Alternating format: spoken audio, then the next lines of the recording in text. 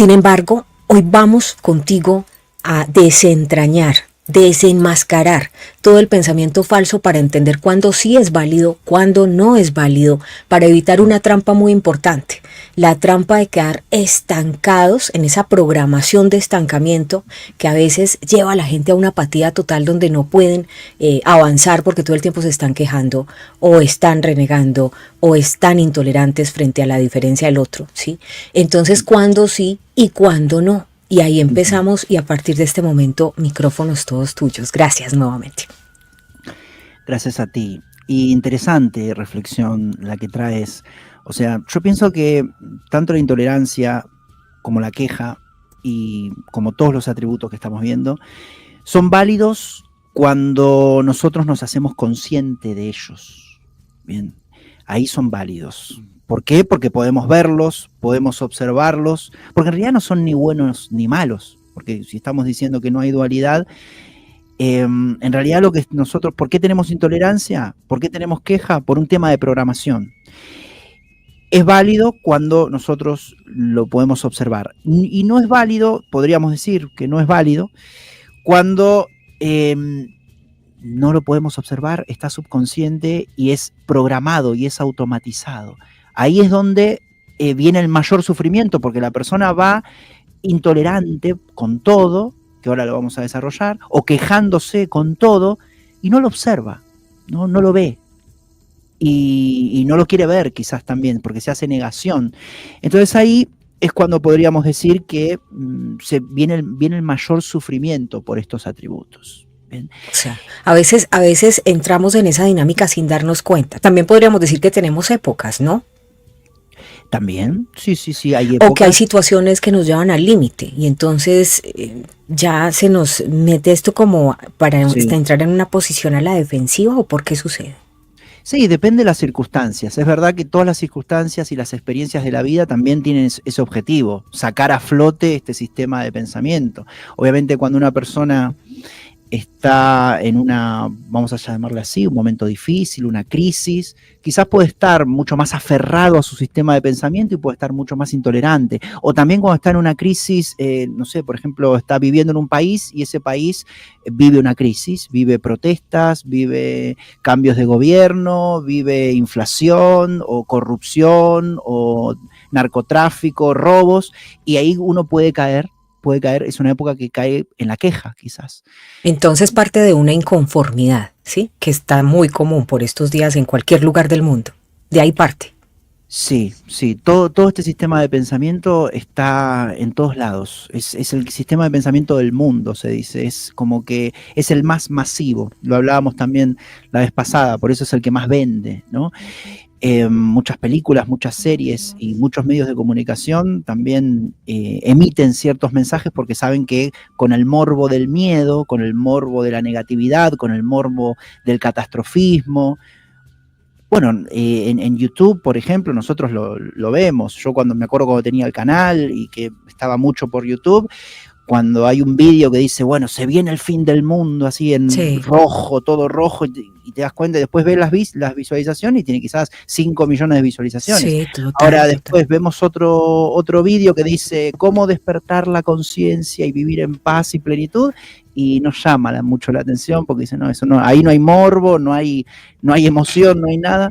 Por eso este tema que estamos tratando es un tema de minorías, y ya lo decía Gandhi, la verdad es un tema de minorías. Bueno, es un tema muy poderoso. Y poderoso también. Entre otras cosas, porque hay cosas que definitivamente no se pueden pasar por alto. Y es ahí, porque hace parte incluso del mismo sistema democrático. O sea, por eso existe la democracia, donde la gente puede quejarse, donde están unos límites demarcados y la gente dice, no podemos permitir o la intolerancia a ciertos abusos, a ciertos límites, porque también tiene que existir el equilibrio de poder, por ejemplo. Me estoy refiriendo a ese tema muy, muy político, en un tema muy humano, porque es lo que realmente está haciendo que en el mundo la gente tenga las antenas disparadas de alerta, de atención y demás. Y porque me parece importante también que tengamos claro el discernimiento de cuándo sí y cuándo no. Y me gustaría de pronto que tú me ayudaras a comprender esa parte. Vamos a abordar el tema de de la intolerancia. Comenzamos con la intolerancia y profundizamos un poco también Perfecto. con estos atributos con estas reflexiones que sirven como telón de fondo. También invitamos, como siempre, a la audiencia si quiere hacer algunas preguntas, cuestiones, luego vamos a estar hablando sobre eso. Bueno, la intolerancia es un atributo muy potente del sistema de pensamiento falso porque tiene como objetivo mantenerlo rígido, mantenerlo con vida. Recordemos que el objetivo es observar y disolver este sistema de pensamiento y luego incorporar el verdadero, es decir, reemplazar el del miedo con el del amor. Ese es el objetivo fundamental, ¿no? Y a veces, y la intolerancia atenta contra eso, porque este atributo, al ser un derivado del mecanismo de defensa de la negación, no sé si a ti, Sandri, y a tu audiencia te comenté que la mente, además de este sistema de pensamiento falso, también tiene mecanismos de defensa, que No, cuéntanos. es un tema estudiado por la psicología y, bueno, es un tema extenso que quizás en algún momento podríamos desarrollarlo, pero animamos a buscarlo para quien le interese. Pueden poner en internet o buscar algún libro sobre mecanismos de defensa de la mente o mecanismos de defensa del ego. ¿Bien? En el libro, hay un libro más que es muy famoso sobre este tema que se llama el yo y los mecanismos de defensa, de Anna Freud, que es la hija del famoso psicólogo Sigmund Freud.